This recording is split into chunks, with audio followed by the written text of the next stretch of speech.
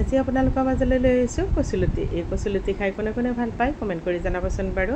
খাবলৈ বহুতেই সোৱাদ লগা হয়, কিন্তু বাছি মেলি ৰন্ধালৈকে অলপমান কষ্ট হয়, অলপ খাবলৈ কিন্তু বহুত সোৱাদ হয়।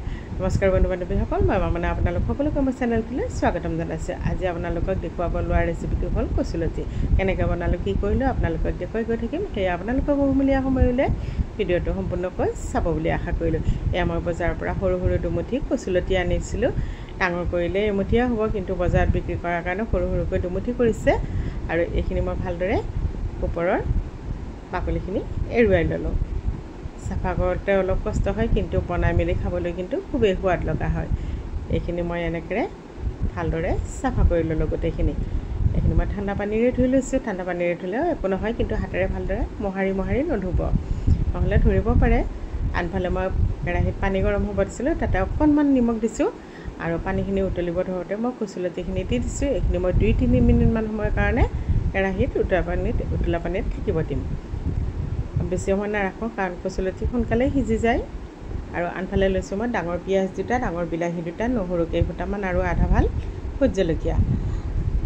এইফালে মোৰ কচুলতিখিনি হৈয়ে গ'ল। এইখিনি মই ভালদৰে চেকি লৈছোঁ। কেৰাহীত তেল গৰম হ'ব দিছিলোঁ, তাতে মই পাঁচফোৰণ দি দিছোঁ। পাঁচফোৰণখিনি অলপমান ৰঙচুৱা হওঁতে মই কাটি লোৱা পিঁয়াজখিনি দি দিছোঁ।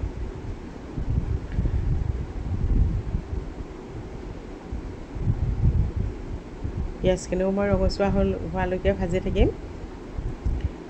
এতিয়া মই সেই যে আধা ভাল ভোট জলকীয়া লৈছিলোঁ, এইখিনি কেঁচি এখনৰ সহায়েৰে কাটি দিছোঁ। এইখন কিন্তু মোৰ পাকঘৰত ব্যৱহাৰ কৰা কেঁচিহে। বহুতে আৰু কমেণ্টত লিখিব কেঁচিখন বা কিহত ব্যৱহাৰ কৰিছোঁ। সেয়া আমাৰ পাকঘৰত এখন কেঁচি থাকে এনেকুৱা।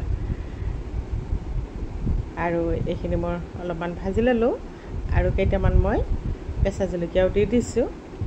জ্বলাটো অলপ বেছি হ'লে খাবলৈ ভাল লাগে। আৰু থেতেলিয়াই লোৱা নহৰু অলপ দিছোঁ। এইখিনি ভালদৰে ভাজি লৈছোঁ।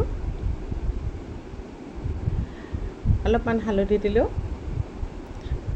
এইখিনি ভালদৰে লৰাই লৈছোঁ। ধুনীয়াকৈ ৰঙচুৱা হৈ গৈছে। এতিয়া মই কাটি লোৱা বিলাহী দুটা দিছোঁ।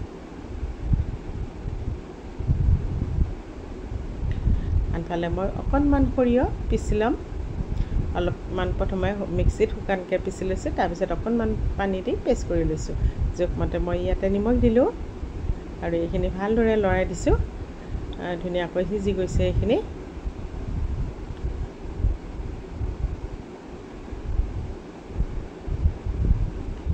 এতিয়া মই ইয়াতে পিচি লোৱা সৰিয়হখিনি দি দিম।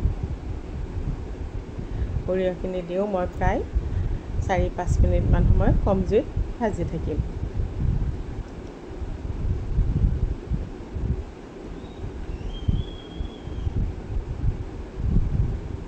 ইয়াতে মই ধনিয়া গুড়ি অলপ দিলোঁ, অকণমান জিৰা গুড়ি দিছোঁ। এই ভালদৰে লৰাই দিছোঁ। এতিয়া মই তাতে সিজাই লোৱা কচুলতিখিনি দি দিম। এইখিনি প্ৰায় আধা সিজাৰ নিচিনা হৈয়ে গৈছে। বেছি সময় আৰু বনাবৰ দৰকাৰ নহয়, কাৰণ কচুলতি বহুত সোনকালে সিজি যায়। এইখিনি মই ভালদৰে লৰাই লৈছোঁ।